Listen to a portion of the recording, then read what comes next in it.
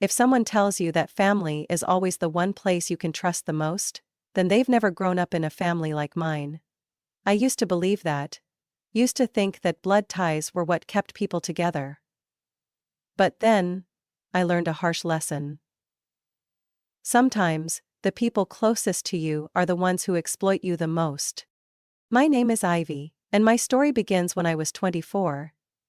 I lived in my late grandmother's old house, a small but sturdy home in a quiet suburban neighborhood. She left it to me when she passed because, out of everyone in the family, I was the only one she trusted. She knew exactly what my mother would do if she got her hands on the house: sell it, spend all the money, and then complain about how unfair life was to her.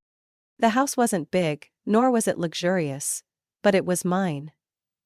Every morning, I woke up to the sound of birds outside my porch, brewed coffee in the old but cozy kitchen, and enjoyed the peace I had never known while living with my mother, stepfather, and my younger sister, Lily. My family lived in a modern house in the city, but the truth was, they didn't fully own it. They still had a hefty mortgage, and with the way my mother spent money, I knew that debt would last forever. My mother wasn't good with finances. In fact, she was excellent at spending money, just never her own. Lily, my half-sister, had just turned 19 that year and had always been my mother's favorite. When I was in school, I wore hand-me-down clothes, took the bus, and worked part-time jobs to cover my tuition. But when Lily turned 16, my mother bought her a brand new car, while I was still taking the morning bus to work. I was used to it, used to being the invisible one in the family. I never complained. I had a stable job, a house of my own, and most importantly, I wasn't dependent on anyone. Then, one Sunday afternoon, my mother showed up at my doorstep, a forced smile on her face. "Ivy, sweetheart, I have something to talk to you about," she started, her voice unnaturally sweet. I invited her inside, poured her a cup of coffee, and waited to see what she had to say. I was familiar with visits like these. My mother never came just to see me. There was always a reason. "Your stepfather and I have been thinking a lot about this house," she said, setting her cup down on my grandmother's old wooden table. "Honestly, it's the perfect home for us. Peaceful, with a garden, fresh air. It's nothing like our city house. So noisy and cramped all the time?" I nodded, waiting for what was coming next. "And we've been thinking about you too, Ivy," she continued, her eyes lighting up like she had just discovered the best idea in the world. "You work so far away, driving over an hour to the office every morning. If you lived in the city, imagine how much time you'd save. Our house is much closer to the center, bigger, more modern. It suits you way more than it suits us." I gripped my coffee cup tighter, a sinking feeling creeping down my spine. "What are you saying, Mom?" "I'm saying we should swap houses. You move into our city home and we'll take this one. You just have to take over the remaining mortgage. After all, you have a good job, right?" I looked at her, wondering just how stupid she thought I was. "And what about the deed? Will we make it official?" My mother waved her hand dismissively, as if the idea was ridiculous. "Oh, Ivy, you're always so serious. We're family. Who needs contracts or lawyers? Your stepfather and I would never do anything to hurt you. I promise." I used to trust my mother. But that was before I learned that her promises had never meant anything. I can't say I fully believed in my mother's offer from the start. But I agreed, because a part of me wanted to believe she genuinely had my best interests at heart. The house swap happened faster than I expected. 1 month after that conversation, I moved into the city house, and my mother and stepfather took over my grandmother's home. We didn't sign any legal documents, just a verbal agreement. Everyone said I was lucky. My friends envied me for moving into a bigger, more modern house closer to the city center. But no one knew I was now carrying the burden of a massive mortgage. A debt that was never supposed to be mine. I didn't have time to think too much about it. My job at the media company was at its busiest, and I was working overtime constantly. That meant I had no time to question the deal. I just kept sending the mortgage payments to my mother every month, on time, without fail. At first, my mother seemed grateful. "Thank you, Ivy. Because of you, your stepfather and I can finally live comfortably in this house." I didn't question anything. I thought I was doing the right thing, that one day, this house would truly be mine. And I wasn't just paying the mortgage, I invested in the house. I replaced the water heater because the old system kept breaking. I renovated the bathroom, installed a new sink, and retiled the floors. I upgraded the kitchen cabinets because I wanted the house to feel like my home. Each time I spent money, I told myself, this is a long-term investment. I'm building my future. For the first 3 years, everything seemed fine. I paid the mortgage on time, made home improvements, and went on with my life. But then, small red flags started appearing. Things I hadn't noticed before or had chosen to ignore. At first, it was just an offhand comment from my mother over the phone. "Ivy, I was thinking, could you pay a little more? The interest rates just went up and your stepfather and I have a lot of expenses." I didn't think much of it since I could afford it.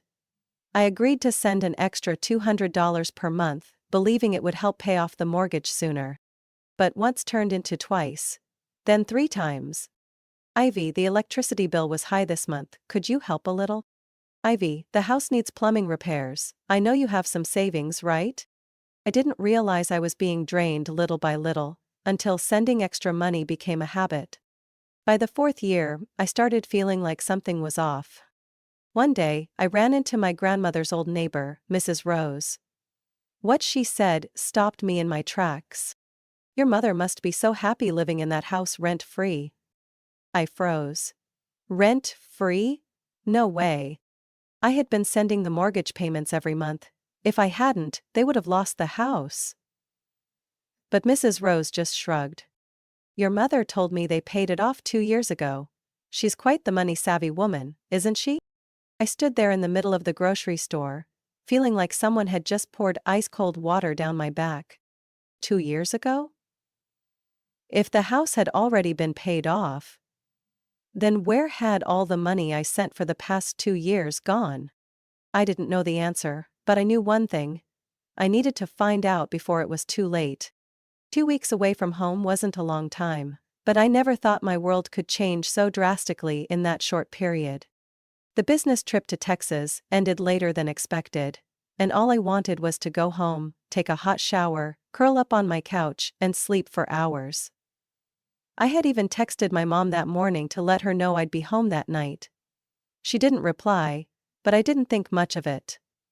My mom wasn't the type to respond right away.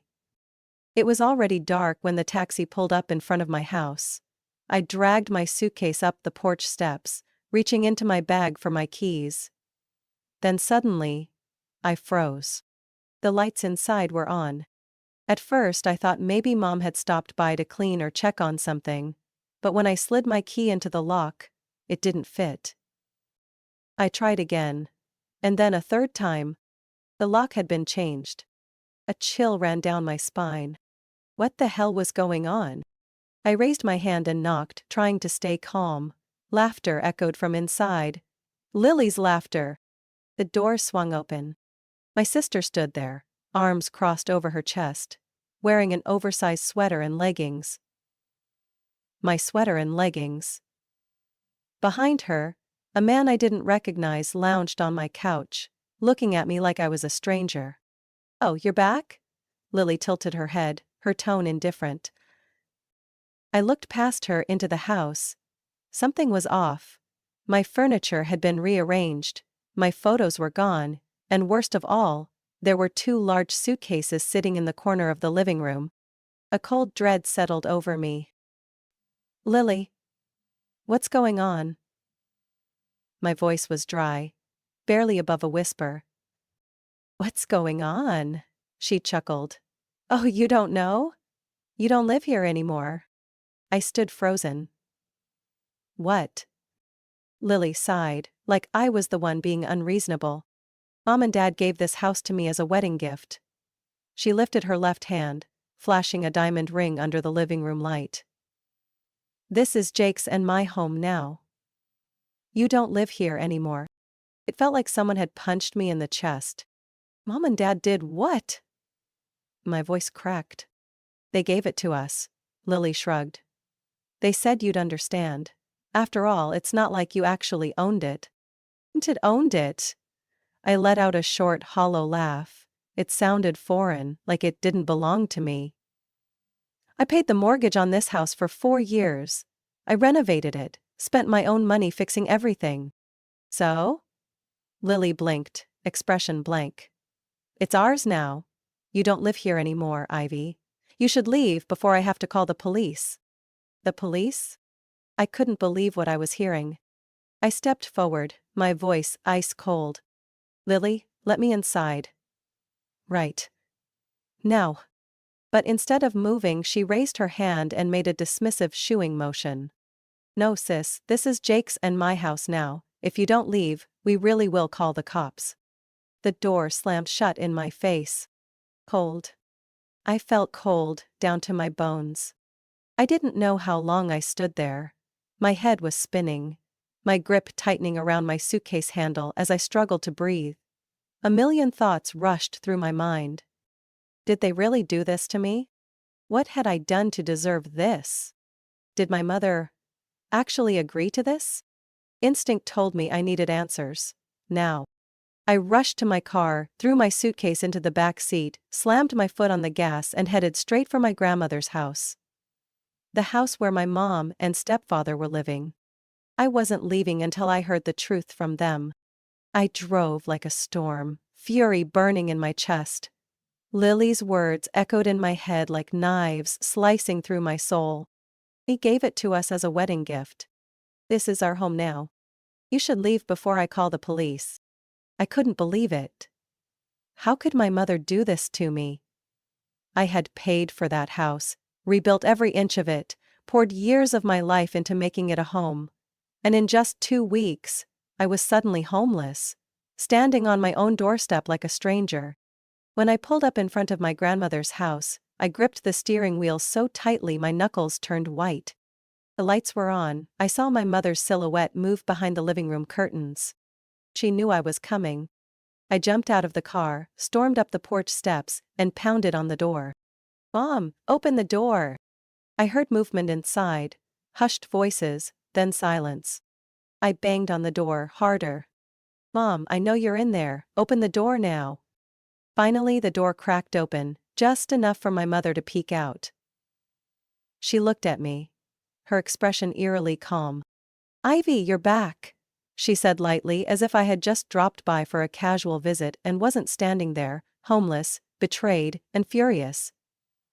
What is going on? I hissed, my fragile grip on composure slipping fast. Lily said that house is hers now. Is that true? My mother didn't even blink.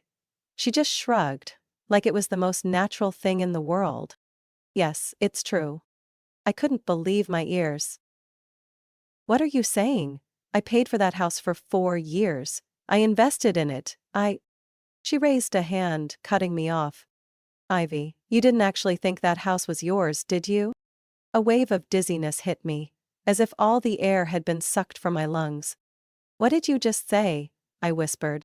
My mother folded her arms, her voice turning firm, final. This house belongs to Lily and Jake now. They're newlyweds. They need a stable place to start their life together. You're young. You can rent, find another place.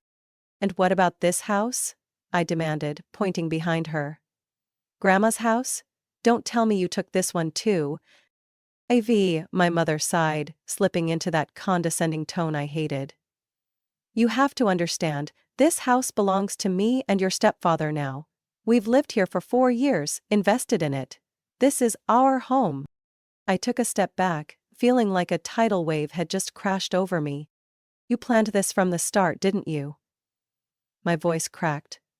Not just with anger, but with raw, aching betrayal. You used me. I paid for that house, and you and Dad got to keep Grandma's. This was your plan all along.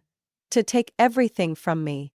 She didn't say anything, but I saw it. The brief flicker in her eyes. Guilt. Hesitation. Then, just as quickly, she masked it. Ivy, stop acting like a spoiled child. You talk as if I owe you something. I raised you for years, I did everything for you, and now you're blaming me over a house? I couldn't believe what I was hearing. House? I let out a bitter laugh. No, Mom, this isn't just a house. This was everything I had. 4 years of my life. Every dollar I saved, all my work to build a home. And you? You stole it from me. Threw me out like garbage, and now you're standing here telling me you did everything for me? For a split second, something flickered in her eyes. Worry? Maybe even regret. But it vanished just as quickly. Oh, come on, Ivy. My stepfather's voice rang out from inside. You're overreacting. You're young. You can start over. No need to make a big deal out of this. I turned to look at him, disgust rising like bile in my throat. Right, start over.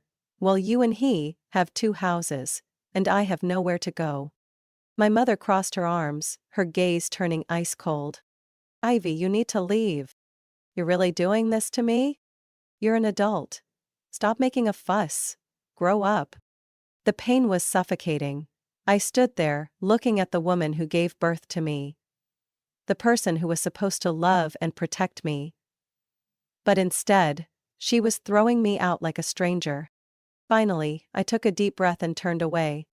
As I stepped down the porch, a freezing wind swept past me, but it wasn't nearly as cold as the hearts of the people in that house. I don't remember how far I drove or how long I sat in my car after leaving my grandmother's house. All I remembered was the bone-deep betrayal.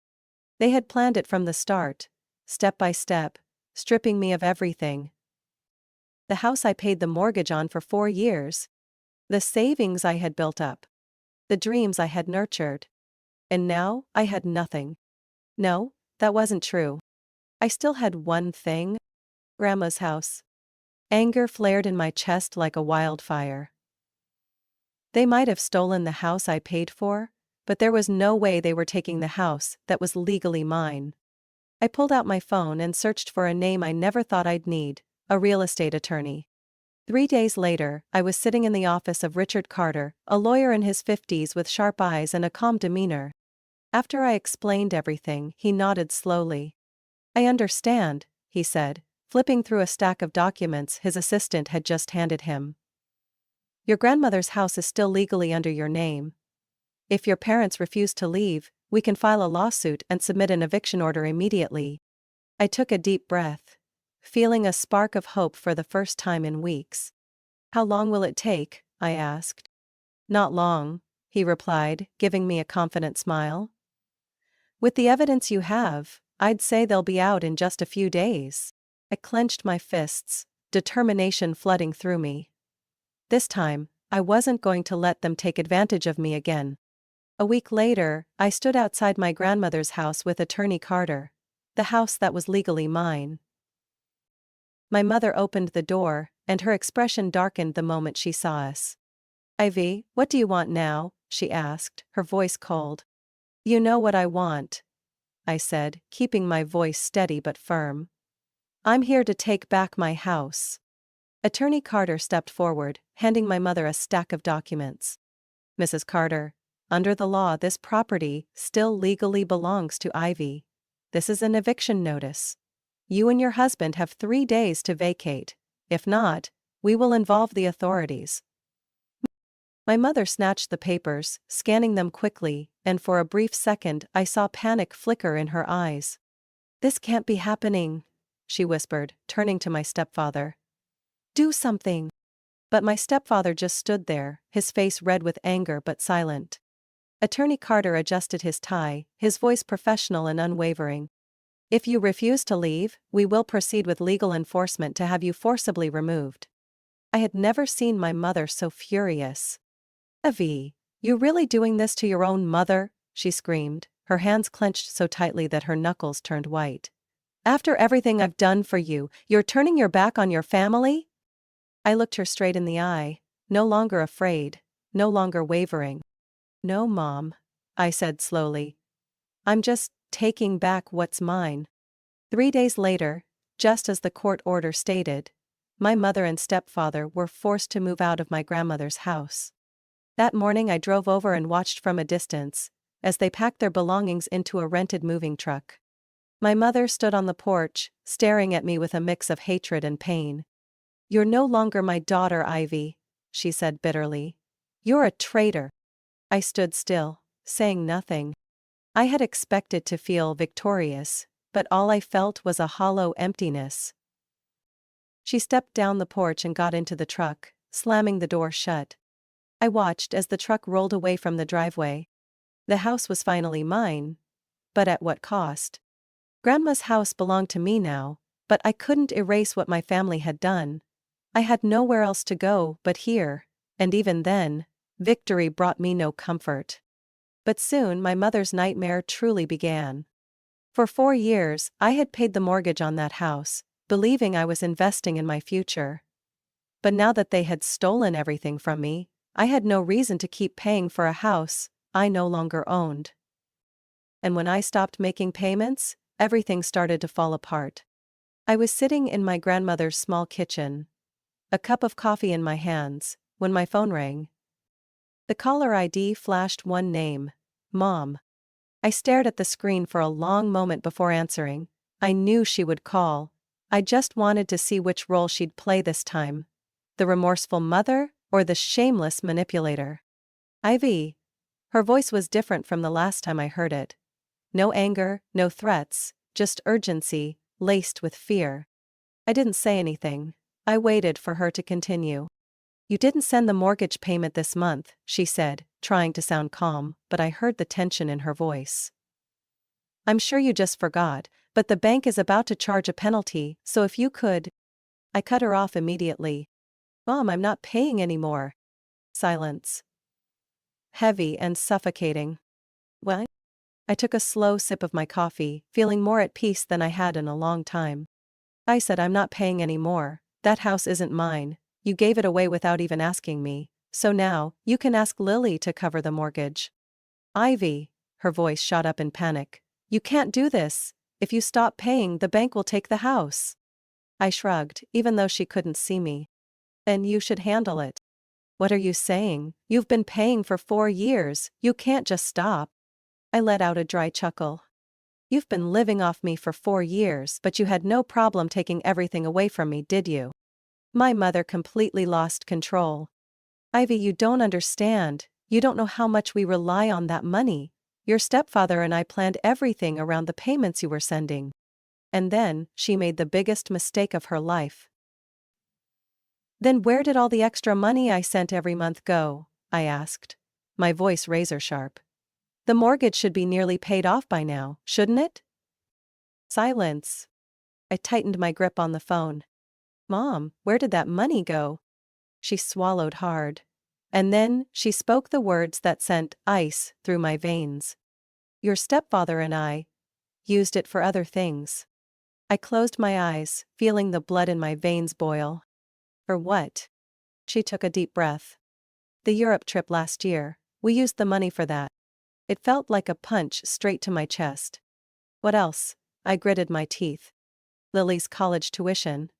You know how expensive private universities are." I clenched my fists so tightly that my knuckles ached. "What else?" She hesitated, but then finally spoke. "Some of it went into renovating the city house. For Lily's wedding gift." I let out a laugh, but it was empty, hollow. Still, for 4 years, I worked my ass off believing I was paying for my own home, when in reality, I was funding your vacations, paying for Lily's education, and fixing up the house you planned to give her. "Ivy, don't say it like that," my mother tried to soothe me. "You're the eldest, you have to help the family." "Family?" I hissed, my anger finally exploding. "Have you ever treated me like family? If you did, why did you take everything from me? You don't deserve to be my mother." She started crying. "Ivy, don't do this. If you stop paying, we'll lose the house." I took a deep breath and exhaled slowly. "It's not we, Mom." My voice was eerily calm. "You will lose the house, and that's your problem, not mine." I hung up. Outside the window, the sky was still bright and blue, but for me, everything had changed. My mother had lost me forever. I thought that after I refused to pay the mortgage, my mother would find a way to manage. She had always been good at manipulating and taking advantage of others, so I assumed she would find someone else to drain dry. But this time, things weren't as easy as before. Just 2 months after our last phone call, I received news from a distant relative. "Ivy, your mother is about to lose the house." I wasn't surprised, but there was still a small sense of disbelief. I had paid the mortgage for 4 years, and even though they had drained every cent I put into it, at least a portion of the house had been paid off. But my mother hadn't continued the payments after I stopped, and banks weren't charities. The foreclosure process had begun. My mother and stepfather lost the house. Lily, the same Lily who had laughed in my face and kicked me out, was now being kicked out herself. Lily called me on a quiet weekend afternoon. I stared at my phone screen, her name flashing across it, and couldn't help but smirk. Lily, the golden child who always got everything she wanted, now needed me. I let the phone ring a few more times before answering. "Hello?" I said, my voice calm. "Ivy!" Lily's voice was panicked, completely different from the arrogant tone she had used the day she stood at my doorstep. You have to help me." I tilted my head, waiting. "He took the house," she sobbed. Mom and Dad said everything would be fine, but now the bank has taken it. Jake and I have nowhere to go." I took a slow sip of my coffee. "Is that so?" I said, completely emotionless. "Don't talk like that, Ivy," Lily whined. "We're family. You have that big house, you could at least let Jake and me stay for a while." I let out an amused laugh. "Oh, I thought the city house was yours and Jake's. Or did you forget saying that?" Lily fell silent, but I could hear her panicked breathing. "Ivy, please," she whispered. "I have no one else." I let out a small, bitter chuckle. "No one else? What about Mom? She's not helping you?" "Mom got kicked out too." Lily's voice cracked. "Mom and Dad have nowhere to stay. They're trying to borrow money from relatives but no one will help them." I nodded, even though she couldn't see me. Finally, the wheel of fate had turned. They had taken everything from me, thrown me out without a second thought, and now they were crawling back, begging for my help? Pathetic. I took a deep breath and spoke slowly. "Lily, do you remember what you said to me the day you slammed the door in my face?" Lily didn't answer. "I remember it very clearly," I continued, my voice light but laced with mockery. "You told me to get a hotel, so now you can do the same. Good luck." And I hung up. A week later, I heard from relatives that my mother was begging everyone for money. They had spent every dollar I gave them, wasted it on luxuries, and now, with no one left to exploit, they had collapsed completely.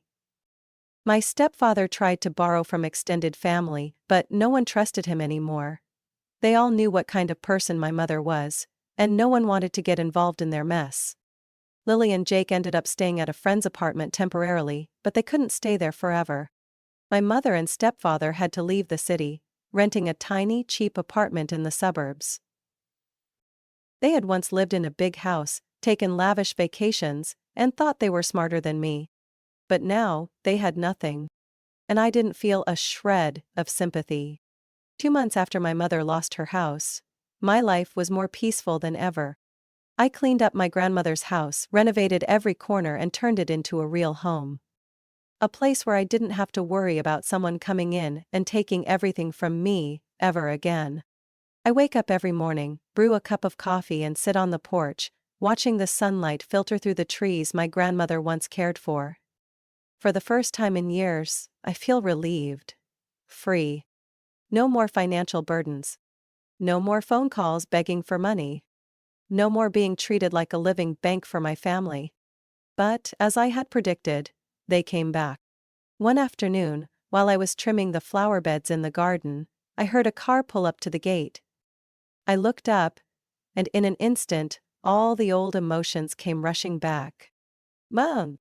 She stood there, wearing a worn-out coat, looking more exhausted than I had ever seen her. The arrogance, the condescension, gone. All that remained was desperation. A few steps behind her, my stepfather lingered, no longer carrying the smug confidence of a man who had once lived off my money. And behind them, Lily, the sister who had thrown me out without a second thought, now looked like an abandoned kitten, her eyes filled with hope as she gazed at me. I said nothing. I simply crossed my arms and waited. My mother stepped forward, her voice weak. "Ivy, I know you're angry. But you can't abandon me like this." I let out a cold chuckle. "Abandon you?" I repeated. "Weren't you the one who told me to leave?" She clenched her hands together, trying to stay composed. "I was wrong, Ivy. I didn't realize how much you meant to this family." She took a deep breath. "Can you help me? Just for a little while. I promise I won't ask for anything else. Just help me cover rent for a bit, so I can get back on my feet." I laughed, but it was empty, devoid of warmth. "You're asking me for money?" She quickly shook her head. "No, not exactly. I just need a little support, Ivy. You still have a stable job, you have this house, and I have nothing." Lily stepped forward, her eyes pleading. "Come on, Ivy, you can't be this heartless. We're family." The word family made me pause for a brief moment. Family? What is family? Is it the people who used me for 4 years? The ones who threw me out without hesitation? The mother who drained my savings for vacations and gifts for her youngest daughter, then told me to grow up when I asked for fairness? No, that is not family. They were selfish people, and I had been a fool for believing I could ever find love among them. I met my mother's eyes, my voice calm but as sharp as a blade. "No." She stared at me, as if she couldn't believe what she had just heard. "What did you say?" I said, "No, you made your choices. Now, you deal with the consequences." Lily's mouth fell open, as if she couldn't believe I was actually rejecting them. "What are you doing? You can't just turn your back on us." I let out a cold, bitter laugh. "Isn't that exactly what you did to me, Lily?" She froze, her face going pale. My mother's hands clenched into fists, and her desperation turned to anger. "You're cruel, Ivy. You're no daughter of mine." I nodded slowly, letting her words sink in. "But they no longer hurt." "That's right," I said. "And you were never really my mother." I stepped back and closed the gate, right in front of them. They stood there for a few seconds longer, but there was nothing left to say. Eventually they turned and walked away. And I didn't look back. I took a deep breath, feeling the crisp air fill my lungs. For the first time in my life, I felt truly free. I was no longer tied to them, no longer burdened by false responsibilities and the guilt they had forced me to carry. I was no longer the Ivy who bowed her head and allowed herself to be used. Now, I lived for myself. I turned back toward my grandmother's house. The home that was mine. Legally and rightfully. I had lost so much. But what I gained was worth far more. Independence. Peace. And a new life, one that no one could take from me, again. I set down my coffee cup and looked up at the clear blue sky. And I smiled. Ivy's story is a powerful lesson in boundaries, self-reliance, and self-worth. Sometimes, family doesn't mean love. It can mean the people who exploit you the most. She sacrificed. She trusted. And in return, she was betrayed. Only when she stopped, set boundaries, and refused to give unconditionally, did she truly find peace. In life, not everyone deserves your kindness. Don't be afraid to say no, and protect what is yours. What do you think about Ivy's story? If you were in her situation, what would you do? Share your thoughts in the comments.